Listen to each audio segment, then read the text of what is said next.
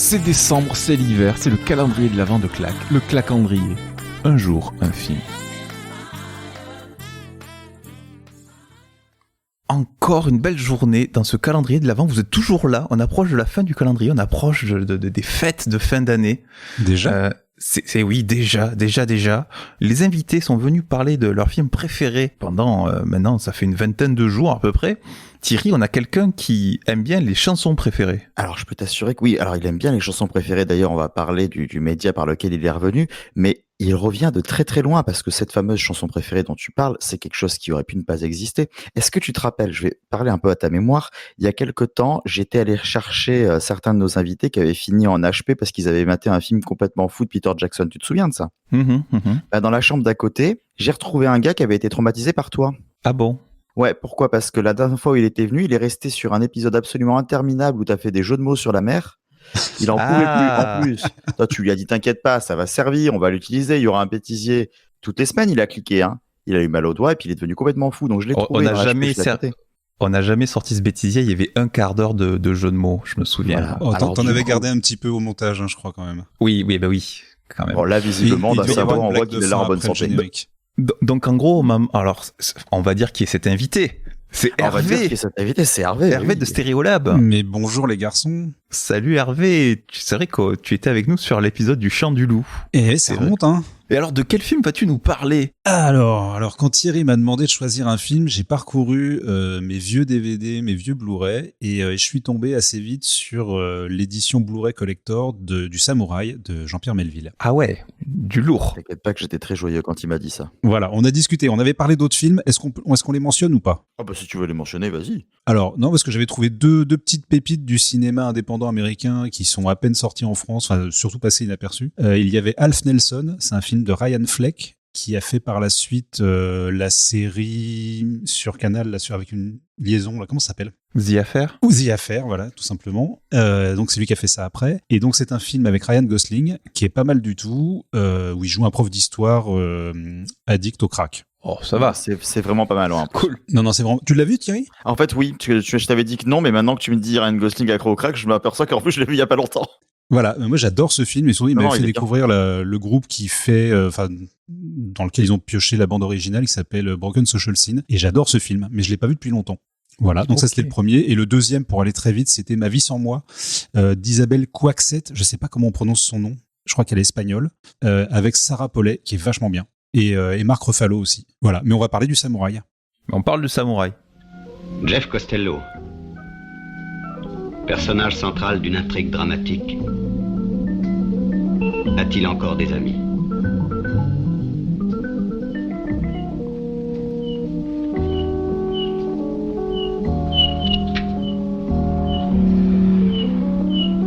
Le Samouraï, un film de Jean-Pierre Melville. Alors donc le Samouraï de Melville, grand classique. Alors donc du coup c'est Alain Delon qui découvre un katana et qui se découvre une passion. Non, c'est pas ça du tout. C'est pas ça du tout. Il y a un élément qui est vrai dans ce que tu viens de dire, c'est Alain Delon. Voilà. C'est déjà pas mal. Pas mal. Donc oui, hein, ici on n'est pas dans l'émission Sabres et épées. Hein. Voilà, pas du tout. Souvenir, lire en description. Donc raconte-nous Hervé, c'est du Melville, on se doute que c'est un polar quand même. Alors, ouais, mais il a pas nécessairement fait que des polars, il a fait d'autres films. Et justement, en reparcourant sa filmographie, je me suis rendu compte que je croyais avoir vu pas mal de ses films, et en fait, j'en ai pas vu tant que ça. J'ai dû démarrer au Doulos. J'ai dû en sauter quelques-uns. Et bon, le Samouraï, il est assez emblématique parce qu'il reprend pas mal de codes des films que j'aime bien justement chez Melville. Il y a aussi Le Cercle Rouge qui est absolument fabuleux, je trouve. Ouais. L'Armée des Ombres. Et je trouve qu'on trouve dans le Samouraï un peu ce qui fait l'essence du cinéma de Melville, c'est-à-dire un cinéma qui est pas nécessairement contemplatif, mais qui va des fois laisser son temps à des scènes d'exposition comme ça où on croit qu'il se passe pas grand-chose et on s'ennuie pas pour autant. C'est assez esthétisant, mais pas tant que ça. Je l'ai regardé hier soir, hein, le film. Du coup, je l'ai regardé assez attentivement. Et en fait, c'est super maîtrisé, c'est très économe en moyens. Ça fait partie des choses que j'aime bien chez Melville. Et il y a très peu de dialogue. On n'est pas dans l'explication en permanence et on n'est pas nécessairement non plus dans l'empathie. C'est-à-dire que c'est pas un cinéma qui a recours à des doubles sens, à des symboles comme ça. C'est très premier degré, très en surface, je trouve. Je sais pas ce que vous en pensez. Thomas, tu l'as vu toi? Non, je ne l'ai pas vu. D'accord. Non, Alors, j'ai vu moi, le cercle rouge il y a pas longtemps, il y a un an ou deux, mais c'est vrai que j'ai pas vu.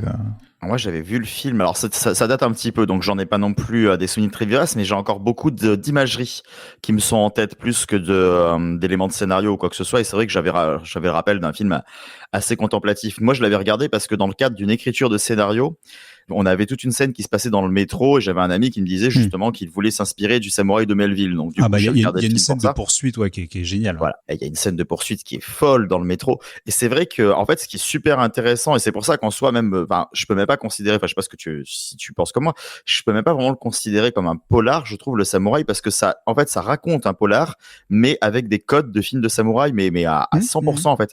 C'est Melville qui répond à Kurosawa, qui lui répondait déjà dans certains de ses films.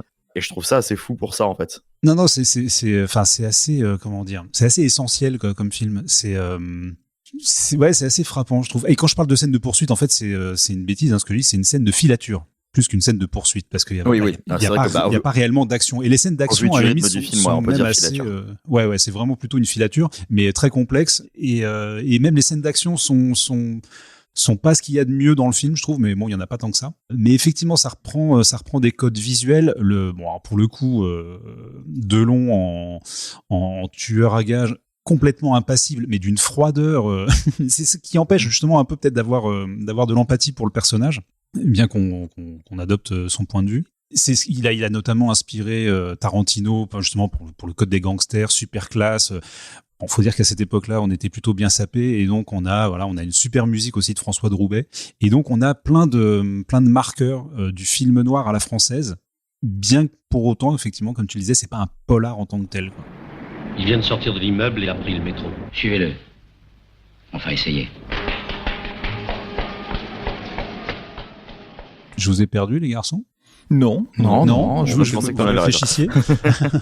non, mais voilà, mais j'ai du mal à, je cherche pas à interpréter les choses, parce qu'effectivement, moi, ce qui m'a frappé en le regardant, et je me suis rendu compte que j'avais oublié pas mal de choses, justement, du film, et que j'avais gardé, comme toi, Thierry, les grandes images du film, donc, la figure de Delon, la scène de filature dans le métro, des choses comme ça, et j'avais oublié plein de choses, et je pensais d'ailleurs qu'il y avait même pas de musique dans le film.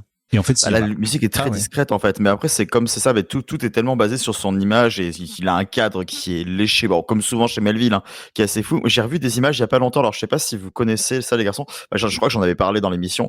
J'avais vu pendant le premier confinement, j'avais vu le documentaire de Bertrand Tavernier, Voyage à travers le cinéma français, qui est un énorme documentaire où il va justement parler de tous ces auteurs. Et c'est vrai que dès qu'il a reparlé de Melville, il a remontré des images du samouraï. Et c'est fou comme en 2 plans, ça a tellement d'identité que tu te replonges immédiatement et tu te rappelles de tout ce qu'il y a autour, quoi. Non, complètement. Et puis une narration très particulière, justement, avec cet aspect un peu contemplatif, mais je sais pas, des choses qui sont très, très anodines, qui seraient certainement coupées dans d'autres films. Et là, on prend son temps et c'est pas chiant.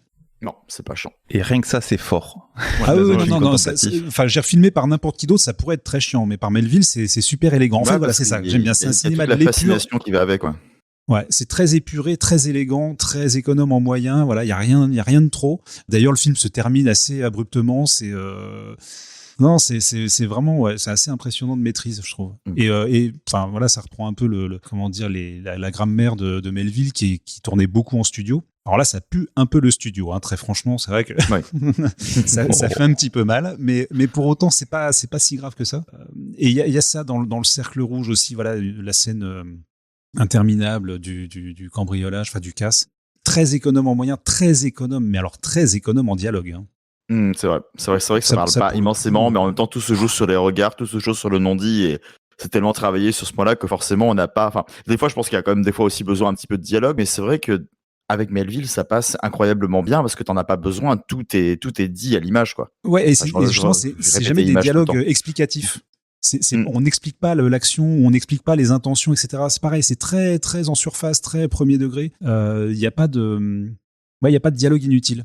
D'ailleurs, un des personnages qui parle le plus, c'est le flic, c'est François Perrier. Le Samouraï de Melville, film de 67. Thierry, si on veut découvrir cette œuvre Peut-on la trouver? Ah bah si on veut la découvrir, c'est assez facile à trouver. Alors je vais citer un peu les endroits où elles sont, mais je vais évidemment essayer d'influer un petit peu vers un endroit spécifique. On peut le trouver sur Orange, Filmo TV, Canal VOD, Bbox VOD, Apple TV en loc. Mais il y a un endroit où on peut le trouver en loc. Évidemment, je vous inviterai à aller chez eux parce que c'est eux qui ont besoin de vos sous et pas les autres. Il est sur la Cinétech. Et c'est chouette. Ah oui. Ah ben la Cinétech, ouais, j'imagine qu'il y a quelques réals qui l'ont conseillé quand même, ouais. Ah bon, tu crois? En effet, oui, ça aurait été étonnant qu'il y soit pas celui-là. Mais on peut encourager tout le monde à passer en revue la filmo de Melville, hein, parce qu'il y a vraiment des merveilles. Hein. Oui, et il y a de fortes chances qu'une grande partie de la film de Ville, si jamais ça vous plaît, soit sur la Cinétech. Hein. Donc foncez, si le samouraï vous plaît. Oui, tu citais le Doulos, tu citais l'Armée des Ombres, tu citais le Cercle Rouge, ne serait-ce que tout ça, c'est déjà vraiment très bien. Donc, Léon Morin prêtre aussi, l'aîné des fers chauds. Ah, j'ai pas vu celui-là, Léon Morin prêtre. Avec Belmondo tout jeunot.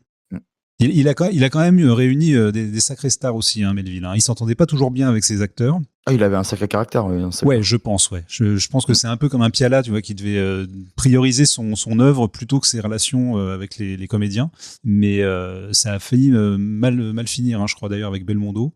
Je crois que sur le tournage de l'Armée des Ombres, il se parlait plus avec Ventura. Enfin voilà, c'était assez tendu. Ouais. Et Bourvil en est mort hein, de tourner avec lui, donc bon. Non, je plaisante, c'est pas vrai.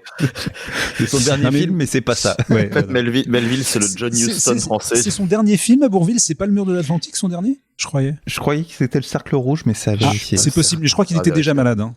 Je crois qu'il il est très très sombre, mais oui, il est pas bien Bourvil sur ce film, oui. Mais ça participe, enfin entre guillemets, à son personnage, quoi. Il est assez, assez étrange, quoi. Merci Hervé. Ton actu, c'est ma chanson préférée que tu as repris. Ouais. Et en plus, il y a une version pour Noël. Tu fais une hebdo, c'est ça? Alors, oui, je viens de lâcher l'info, mais ça va probablement se vérifier parce que est-ce qu'on peut dire qu'on triche un petit peu et qu'on n'est pas à la fin décembre? Alors là, ouais, vous pouvez entendre, on est à distance, on enregistre en novembre en fait, on n'est pas, ouais. On est tellement à distance qu'on est même distancié dans le temps, quoi. C'est ça. Et donc, oui, le confinement saison 2 a un peu impacté la saison 3. Est-ce que tu peux déjà rappeler justement aux auditeurs ce qu'est ma chanson préférée pour ceux qui Pardonnez-moi. Alors, c'est un petit peu comme le Port-Salut, c'est écrit dessus. En fait, je propose un thème à des chroniqueurs que je choisis et qui répondent au thème par leur chanson préférée, avec une histoire perso qui raconte, posée sur la chanson. C'est à peu près comme ça que ça se résume. Ça m'a l'air bien résumé. Voilà. Mais le mieux, c'est encore de l'écouter. Voilà. Donc, entre 2 épisodes de claque, un petit épisode de ma chanson préférée. Voilà. Donc, c'est un bimensuel, ça dure à peu près un quart d'heure. Et il y a 3 chroniques et donc 3 chansons par épisode. Mais pas en décembre, parce que justement, confinement saison 2 oblige. Ma 3e saison à moi, parce que j'ai repris le podcast qui avait déjà 4 saisons à son actif, a pris un peu de retard et on peut pas enregistrer les gens dans de bonnes conditions. Du coup, je décale un petit peu et c'est moi qui vais m'y coller au mois de décembre. D'accord. Ah oui. C'est moi qui m'y colle au mois de décembre, puisqu'on est au mois de décembre. Eh bien oui. D'ailleurs, en ce moment, c'est lui que vous entendez. Voilà, en décembre. Ça, tu t'y colles depuis quelques jours, en fait. En fait, depuis le début du mois. Ah bah ouais. Depuis le 3 décembre. Voilà, donc là en fait on l'a tant qu'il est en forme. Là vous allez voir à la fin du mois il est un peu. Si c'était du direct il serait un peu plus fatigué. Voilà, c'est pour ça qu'on l'enregistre à l'avance. Voilà, on refera un live avec Hervé sur demande pour ceux qui écoutent l'épisode aujourd'hui et vous verrez bien son état, c'est pas la même voix. Bon, j'aurais raccourci ça au mi à la fin parce que je m'aperçois qu'on est à 5 minutes d'enregistrement, on n'a toujours pas parlé du film. Ah, on devait parler d'un film, moi je crois on m'a dit ma chanson préférée, je t'ai perdu. Je croyais qu'on le chattait parce qu'on n'avait pas papoté depuis quelques temps, mais bon. Il y a ça aussi, d'ailleurs on est en train de se faire un petit café. Voilà. Merci Hervé. Mais merci à vous les garçons, ça fait plaisir de vous retrouver. Bon Thierry, nous on se retrouve demain pour la fin du calendrier là. Ah oui. Ou pas, je sais. Ça dépend comment on le monte. C'est fini. Mais dis tout de suite que ça te fait chier de poster des trucs et de conseiller des films aux auditeurs Thierry. C'est pas ça. Mais est-ce vraiment fini? Ah! Et on aura l'année prochaine, non. Bref, à demain pour un nouveau conseil filmique. À demain. Bisous, bisous, bisous. Bisous.